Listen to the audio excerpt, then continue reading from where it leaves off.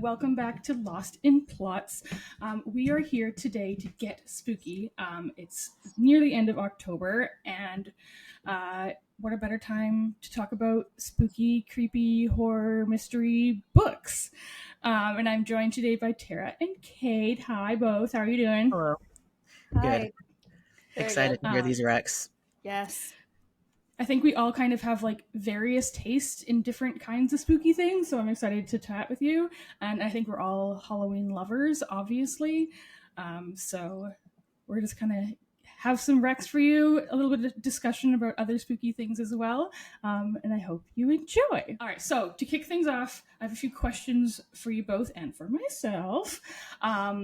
For a few genre-specific recs and a few other things, and then we can do a few rapid-fire recommendations at the end so everybody can really fill up those TBR piles, which is what we're all here to do, I think. But the first question I have for you both is, do you have a high scare tolerance? No. No. I am the world's biggest baby. Fair. I like spooky adjacent things, but like the second you bring a ghost into it, like I'm probably going to know about. That being said, my one recommendation is absolutely a ghost story. So That's perfect. Kate, I feel like you probably have a high scare tolerance. Well, it depends. Like I feel like I do, but like there's things that I absolutely can't handle either, you know? Right. Like I don't like gross stuff just to be gross. Mm-hmm. That's fair. And I don't like anything to do with children. I'm like, it's a no for me. It's a no for me. That's understandable. But other than that, like I really do like being scared. And ghosts are my favorite like subgenre of horror. I love it. It's the one thing that actually does creep me out, but like I love it. So lots of ghost recs coming from me soon. Yeah. I think depending on the type of media, my scare tolerance is different. I feel like it's quite high with books. But I'm with you. Like I have a hard time with like extreme horror situations, which I know is a subgenre that I've dabbled in very little, and it's a lot for me. But in general, I love a spooky book, which is why I'm going to ask you, do you remember the first book that really scared you? I don't remember the title. I do remember the author. It was Okay. Dean Oh, Koontz. okay. What? Dean Koontz, okay. Oh. My brother loved it, and I can tell you that it was like the premise was basically they're driving and they're being followed. This is many moons ago. I cannot remember what it was. But that stuck with me. And fun fact, to this day, I still kind of freak out if I think someone's following me. I mean, reasonable. Yeah. Yeah. But I think that's why it made it so scary, is that like it could absolutely happen. Absolutely. Yeah. And has happened That's to many terrifying. people. Yeah. What about you, Kate? I mean, I did read a lot of like scary books when I was a kid, like Goosebumps and Scary Stories to Tell in the Dark. But I think the first book that really scared me, like as an adult, was Haunting of Hill House. Okay. Yeah, and yeah, I think I read it when I was like maybe like 25, and I finished it the day that we were leaving to go camping, like in the middle of nowhere, like not at a campsite, but like hiking to a site. And I remember just being so scared at night. And like it has nothing to do with camping. That book has nothing to do with camping or even like being outside really. But just like I just like felt that scared feeling the whole night. And yeah. The first book I do remember scaring me. I didn't like Goosebumps were too scary for me as a kid. Like I didn't read Goosebumps. I think to this day probably not finished a Goosebumps book in my life. Maybe this is a challenge I need to set for myself. Yes. But it was Scary Stories to Tell in the Dark because of the illustrations in that book. The illustrations in Scary Stories to Tell in the Dark are diabolical. They're horrifying. And another one, again, that really, and this was when I was a teenager, and again, it was because of the illustration, but the original illustrations in Alice's Adventures in Wonderland, where she takes, like, the potion to grow taller, it's like haunting. The image is it elongates just her neck, so it's like it's horrifying. Yeah, you should look up the original illustrations of Definitely going to after this. Alice Adventures in Wonderland, because like as I had no idea it was coming, and I turned the page and I was like had to like close, and I was like 16. Yeah, I don't like that. Horrifying. But those are the first two that really kind of like, and again it's because of the pictures. So was it the book or the pictures? I don't know. Very important question. What is your all-time favorite spooky read? And you can have a couple. I know this is a really hard question. It's a very hard question. So mine actually ties into, I think, something else that we're going to be talking about later, which is Anna Dressed in Blood, which is the one recommendation that has a ghost in it, but it has other stuff in it as well, so I'm comfortable with it. But it's like the perfect amount of gore and scary and enough like happy, hopeful things so that it's not terrifying and like sits with me.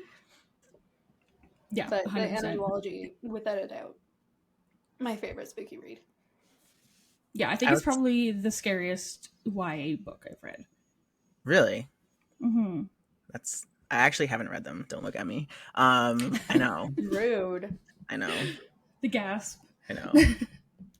Well, you will soon. I will soon. I definitely will soon. You can. Well, it's always when I give this answer, it's always Haunting of Hill House, because that book just like has stuck with me forever, and I just love. I don't know, like you have ghosts and then you add in the like old timey prose to it, and it just becomes so much creepier for some reason, and just like. I don't know. It just seems like anything in the Gothic era like could actually happen.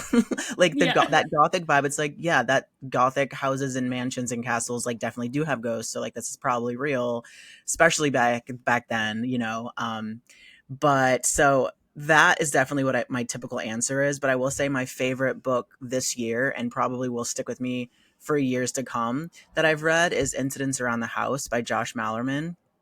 Oh, I haven't read that one yet. Came out, and it's incredible and so scary. There's jump scares, there's a creepy kid, it's just like it's so cinematic. Like as I was reading it, I really felt like I was watching it play out on a screen. Like it truly felt that way.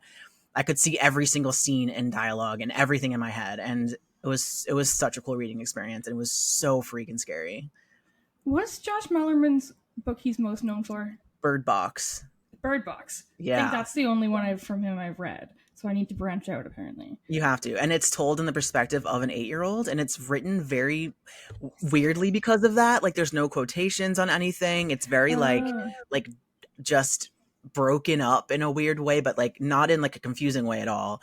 But I love books like told by children, because like they can just you can kind of do whatever you want as an author, and it just feels like, I don't know, it just adds so much to it. That's cool. Yeah, high rec for that one. It just came out. Incidents Around the House. All right. Adding it to the list. I have a couple, because I feel like I had to like break it down into a couple different like subgenres of spooky because like growing up, like middle school, Phantom of the Opera was a huge fave.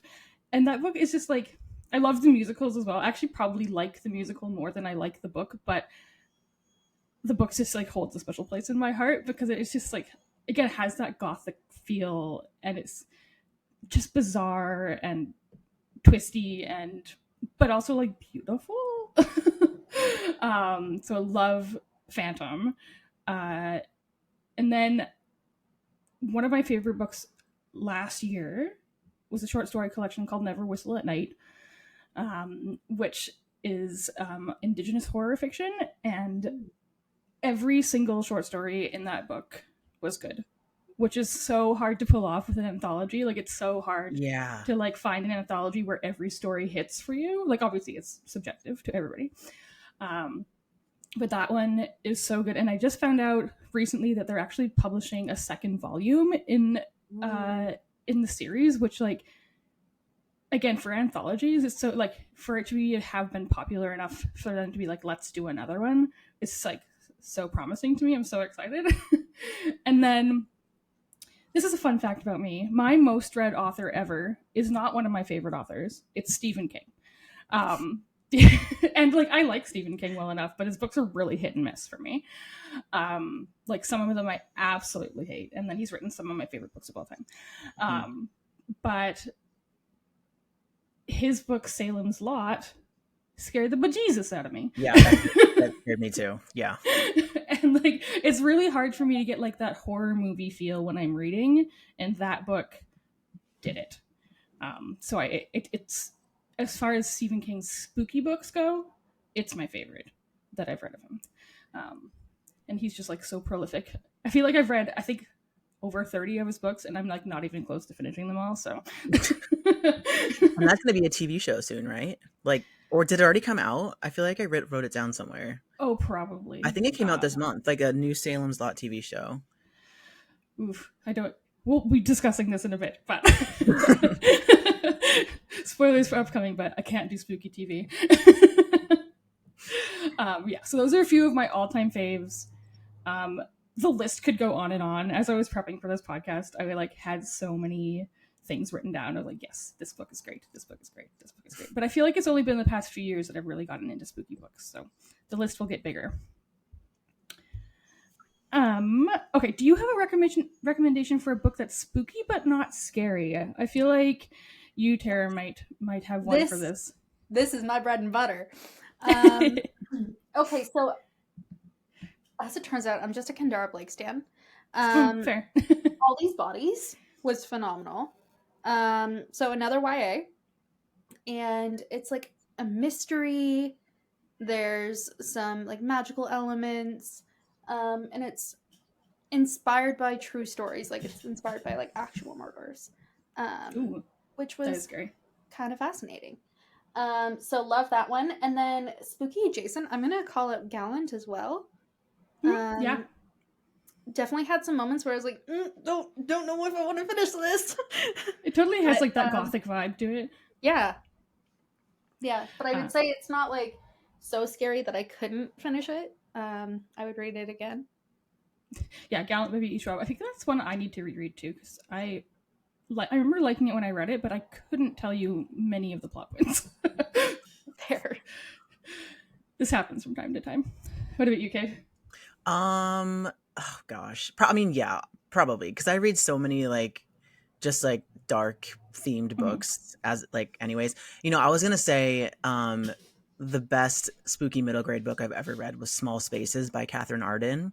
But that's honestly not spooky adjacent. It's straight up spooky. It's scary. It's a scary book, yeah. It's actually scary, and it's middle grade. But it's so perfect. It's like set at a pumpkin like farm in October in a small town, and like it's all the vibes you could want. It's so good. But it is definitely a little scary. It's scary. Yeah. I read that the whole series is so good. I think people like dismiss middle grade as not being like, I feel like in any genre, honestly, of like not going, like they assume it won't go there. Middle grade horror goes there. Middle grade like, in general goes there. Yeah. It's just you're lacking the romance element, I think, a lot of the time. The amount of times I've sobbed over a middle grade, unreal. Yeah. That's true. I feel like this is again scary, not adjacent to scary, but Doll Bones by Holly Black is I haven't even heard of that. Yeah, it's like came out quite a long time ago now, but it's really short. Totally recommend. But it's like about this creepy doll, and it's like a middle grade, and like I was reading it on the ferry. I don't know why on the ferry is relevant, but just being like so freaked out by all these people around me, and I just like but yeah, middle grade. And Holly Black, you know, she can write some bizarre and twisted stuff. So for me, this one, if people are familiar with me, might think I'm beating a dead horse here, but Moon of the Crusted Snow by Wabgishu Rice is kind of like a post-apocalyptic indigenous story about a community who the power slowly goes off. It's the winter. The power slowly goes off.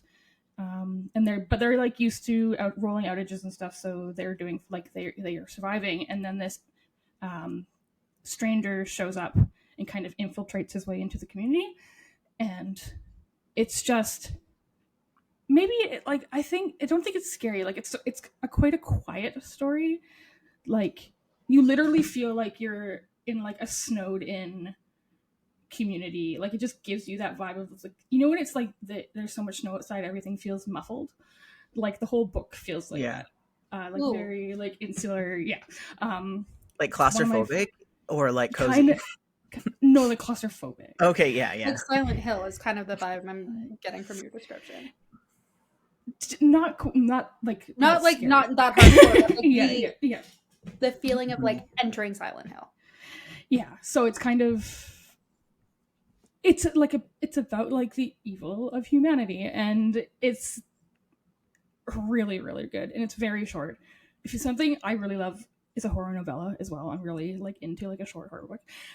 So I totally recommend Moon of the Crusted Snow. I think it kind of became really popular during the pandemic, which made sense. So I think a lot of people have heard of it, but if you haven't read it, I totally recommend it. And it's also really great because I read it during the summer when it was so super hot outside, and like it gave me like literal chills. Like it felt like I was in the middle of winter. So that's my rec. Will forever recommend that book. It's amazing. That sounds really awesome. Yeah, highly recommend. And if you've been following me for any period of time, that has been something I've been saying for probably 6 years. So, sorry if you've heard it before. I actually haven't, which I'm surprised because I look at like all your book rec stories. I'm like, how did I miss this one? Apparently, maybe maybe say it more. Okay, so outside of books, what's your relationship with like horror and scary media, and or do you have a favorite spooky movie or TV show? So I will say that I watched The Sixth Sense entirely too young, which is where my hatred for ghosts occurred. I still have nightmares about it. Misha Burton under the bed with like grabbing the ankle. I still jump up on my bed. That's a thing. That said, Haunting of Hill House, the TV show, I'm a glutton for punishment. It was phenomenal. I will watch it every year. I will cover my eyes every single time I know there's a jump scare, but I love it. It's the only show that I can watch that I know has ghosts, but like it's a neat little bow at the end. I like that. Good for that. Yeah, I mean, I was gonna say, as of recent years, Midnight Mass blew me away. That was just incredible. I just thought that was such a unique way to tell that kind of story. I won't say anything, but and God, it was just so atmospheric where it was set, and I don't know, I just loved every second of that. I mean, I love all of those shows, but I think that one is my favorite. So I do not like being scared by movies. And this is, I mean, I don't watch a lot of movies or TV in general, but I like actively avoid scary TV shows or movies. Like I tried to watch Supernatural and it was too scary for me. That first episode, terrifying. Because when I was, I want to say 14, The Ring came out in theaters. Yep. Scariest movie I've ever seen in my life. And I was like, yeah, sure, we'll go see a horror movie with my friends. Me and my friends were like screaming in the theater, like screaming, like traumatized. And to this day, I think I've seen one horror movie since then in my whole life. So fair. Because I was just like, I remember being like 18 and going to the theater with my friend, and like the options were like, I think what's the Gothica? I think had just come out. Is that? I don't remember. And it was like the options were a horror movie or Cat in the Hat, and I was like, we're seeing Cat in the Hat because like I refuse. So yeah. That's me in horror movies. Like I want to like them, but I hate jump scares. Like I hate not knowing. Like, I hate feeling like I'm gonna have a heart attack. Like I just don't like it. Like real life is scary enough. I do not need it. Yeah. So that's my fairly traumatized relationship with horror movies. But I feel like not left out, but like people were like, oh, it's so good, it's such a like so entertaining, and I was like, I have zero desire to put myself in that situation. Yeah. I mean, The Ring is like probably still the scariest movie I've ever seen in my life. That just, man, scared the crap out of me. I feel the same way about reading as like what the books I'm reading and the horrors and movies that I'm watching is like, I don't want to see anything gross. Like, I don't want to see people like cut up and sewn back together, and I don't want to see like anything like that. The ghosts and even the girl from The Ring, like, yeah, scary as hell, but I'll watch it. Don't show me anything else. I'm the polar opposite. You give me gore any day of the week, I'm like, cool. Really? Oh gosh. Like the Saw franchise. I mean, I did love the first Saw. I mean, that was genius. I loved it. But that was like, that's my limit. That's my limit. Oh, like I could watch gore any day of the week. But the second you put a ghost in there, I'm out. And then not actually a horror, but should be a horror is Taken. That to this day terrifies me.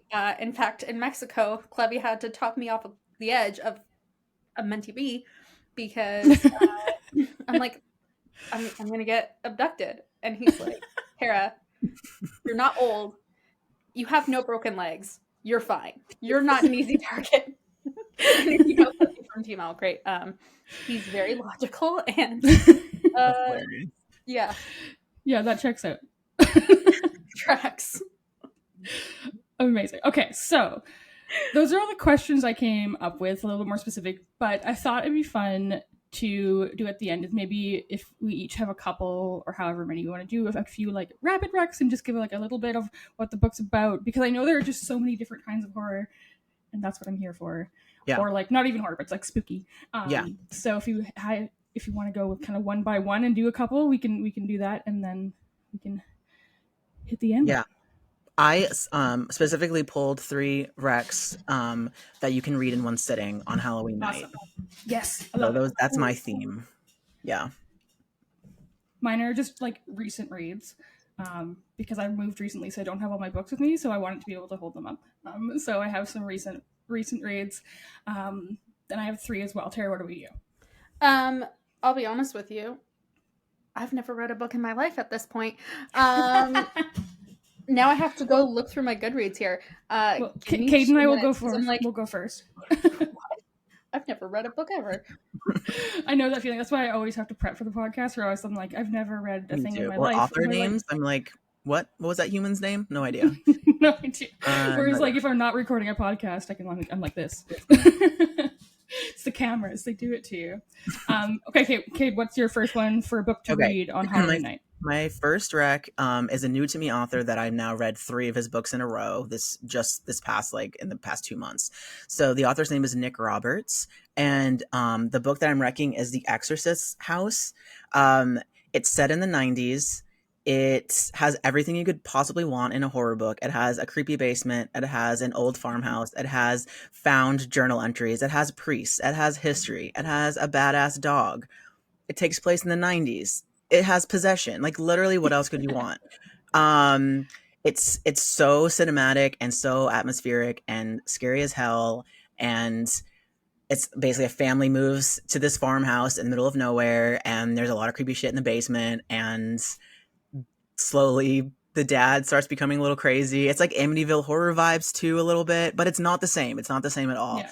And it's very short. It's like 200 pages, maybe slightly more than that, but you can definitely read it in one sitting. It's called The Exorcist's House, and it's by Nick Roberts. And I would highly recommend that author in general. I think most all of his books are in Kindle Unlimited, and most all of them are pretty short too. So it's so good. I have a graphic novel that I read recently because I went to my local comic book store, and I'm always like a little bit scared of a new comic book store because sometimes bros can be bros. But I walked in, and immediately this guy's like, oh, can I help you find something? And I was like, you know what? Sure. So I'd never heard of this before, but it features one of my favorite comic authors, artists, and that's Jeff Lemire. And the book is called The Silver Coin. This is volume 1. It's definitely adult. I think all of my recs are adult. And it's about this like silver coin that it's very episodic in that when somebody finds this silver coin, pretty much everybody around them will die in a very like gruesome, terrifying, violent manner. But like, and again, I'm not usually one for gore, but the art is just like, it's not like disgusting gore. I don't know how to describe it, but it's very dark and very scary. And each like chapter of the graphic novel is like a different situation in which somebody different finds this silver coin. That's cool.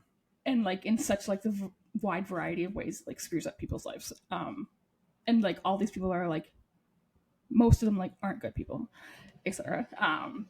But it's so good. I love a graphic novel. I love a spooky graphic novel. All the day. Tara, did you find one? I did, and it's not scary. But I feel like it has the right themes for like Halloween. So, not a super new one, but The Cemetery Boys by Aidan Thomas. Oh, great book. So there's some ghosts. It's LGBTQ+. And the main character is a trans man who is in a family that is not accepting of his gender identity. And it follows him on his journey to become a real brujo with his family. And it's a wonderful story. It's lighthearted, but there are the right elements there for a good Halloween story. That's totally got the right vibes. 100% agree. That's a great rec. Love that book. All right, Cade, you're up next. Okay. So for some reason I've read like 3 books this year set in the Orkney Islands, and I just picked up a new one last night, and it's also set in the Orkney Islands, and I'm like, what is happening to me right now? Like, who am I? So this was the first one I read this year set in the Orkney Islands, which is off of Scotland. It's called Einhallow, and it's by Tim McGregor. It's set in 1797 on a tiny island of the name of Einhallow. I don't even want to say a lot about it because I went in blind, and honestly, the best decision. It's very quiet with this like slow building dread. It feels like kind of like dreamy folklore, but I don't typically like dreamy folklore. I don't like the like dreamy prose and like the confusion and stuff, but this was not like that. This was like the perfect balance for me. And then the last 30% was like completely, absolutely effed up and so dark. And it also has a tie-in to a classic horror novel, like classic, like way, way back classic. So it's like kind of a retelling-ish or like a side story retelling. And I don't even want to say what that is because I don't even know. And then I went into it and I was like, holy crap, like this is so cool. So again, it's called Einhallow. Tim McGregor is the author, and it's super short. I think it's like 170 pages or something. Believe it's also on Kindle Unlimited, I think, or I got it from my library, but I read an ebook of it. Super good, so vibey and atmospheric and haunting, and it there's no ghosts, but there are very creepy elements, and even just the island itself is like so creepy. And it's a book that I would love to see as a movie because I want to see that scene. I want to see like the island and the old houses, and I don't know, it just sounds so cool. I had to tell my mom about that one. My mom has been to Orkney. So she would love that. She has like, I have like 5 books for her. she has like a ring that's the standing stones of Orkney that it's like the only jewelry she wears. So I'll have to give me your Rex for my mother. Oh my gosh. Yeah, definitely. My next one is kind of ironic in that I don't like horror movies, but the first one is My Heart is a Chainsaw by Stephen Graham Jones, and I recently read the sequel, which is Don't Fear the Reaper. Stephen Graham Jones is one of my all-time favorite authors, not just horror authors, but authors. Heart is a Chainsaw is basically like all of your horror movie tropes come to life, and like there's so much references to horror media. Like I feel like if you like horror media, like you probably even get, like I gave the book 5 stars, but like I feel like you would love it even more because there's probably so much that goes over my head as somebody who like hasn't ingested a lot of it. But this one is like even more so, I would say, but it also like plays out like a typical slasher movie, and the characters in it realize they're like, oh, we're in a slasher movie. Like, what character am I in this slasher movie? And it's just like, it's so clever, and like it's quite funny at times, but it's also like super dark and scary. And Stephen Grant Jones, man, he is like just the king of horror. I love it. Did you find another one, Tara, or no? So the one that I want to recommend, I can't find the title of. So I'm going to do a controversial one. Okay. It's Verity by Colleen Hoover. That is the most unsettling book I have ever read in my entire life. As a parent, don't recommend it. But if you want to feel deeply, deeply unsettled in your bones, it'll get you there. So the premise is the main character is ghostwriting for a well-known author and comes across manuscripts that are deeply troubling. Their content warning is that there's stuff relating to kids, which I think is what Cade made a face as soon as I said. Yeah, I'm like, no, I'm out. No, it's deeply unsettling. I will only ever read that book once, but I will say that it was incredibly well written for how much that stuck with me. Yeah. All right. Deeply unsettling. Yeah, can't say I've read that one. It's good if you are in the right mind space for it. Fair. That's fair. Do it before you have kids, basically. Is my Yeah. recommendation. Yeah. If I could go back, I'd read a lot of books that I cannot read now. Yeah. Yeah. All right. What's your final one, Cade? All right. My final one is called Come Closer by Sarah Gran. And it's very short. And basically, you can be inside of the head of someone who may or may not be slowly becoming possessed by a demonic spirit. It's very, very fun. Very funny. And definitely like a thriller / horror vibe. There are some gruesome scenes, but all of them are like off the page. But it's still very, very dark. So it's just this weird blend of like her being like, am I crazy? Am I possessed? Like, why? Just trying to piece together, like she like forgets things that happened and then like slowly is like piecing stuff together that she did but doesn't remember, like crazy things. It's very good, and I think it works really well because it's short. I don't think I would want to read a full length 350 page novel of this, but 150 pages, absolutely. It does the job, and it's very entertaining. So it's called Come Closer by Sarah Gran. My final one is one that I only finished like a few days ago, and I had never heard of it. I picked it up at a bookstore in Chicago that is called Bucket of Bloods. There's a bookstore / record store in Chicago called Bucket of Blood, and it like features like horror and thriller. And I was like, well, obviously we have to go. And I usually, when I go to these like little bookstores, I try to pick up something that like just speaks to me that I've never heard of before. And now I see this book everywhere. But it's called To Be Devoured by Sarah Tatlinger. Yeah, I'm saying that right. Mostly I really like the cover. It has like these beautiful moths on it, but it's not one that I would typically recommend because I really liked it, but I also hated it because it's really gory, like viscerally gory. It's about this woman who has like lost everything in her life. Like she witnessed the death of her brother, and then as a child, and then shortly after lost both of her parents, and is kind of like alone in the world, and the only person she has in her life is her girlfriend, whom she loves and adores very much. And she starts really relating to the vultures on her property, and she starts craving the same food that the vultures eat, and she just kind of spirals. And again, this book is less than 90 pages long, so I don't want to say too much, but she spirals, and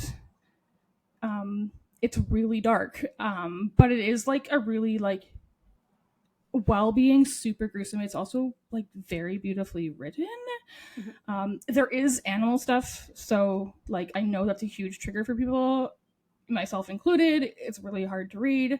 I totally get it, which is why I think I respect it for being less than 90 pages long. Like it really, gets the whole story in and gets the point across in like all the stuff to do with like mental health and your relationship to the world and therapy and all these different kinds of things and how the system can fail us. And I'm sure there's metaphors in there that I'm missing, but it's dark and it's a lot. And like, it took me a few days to read this 90-page book because like I could only do a little bit at a time.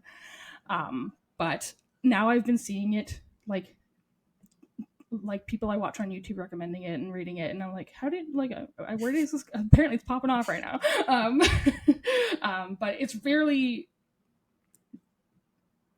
proceed with caution. That's all I say. But it's great book though. I really love that horror books can, like, I've been discovering so many horror books that are less than 100 pages. Yeah. And I love that so much because it's like the story that it doesn't take itself too seriously. It knows how much it needs to tell without going crazy overboard, and you like just you can just devour them. And I just think that's it's so cool. Like a lot of other genres don't do that. To be devoured. Yes, exactly. But yeah, so To Be Devoured by Sarah Tatlinger. Will I ever reread it? No. Am I glad I read it? Yes. Thank you both so much for joining me today. I'm sure we all have a few more books on our TBRs we need to get to. Tara, I'm going to challenge you.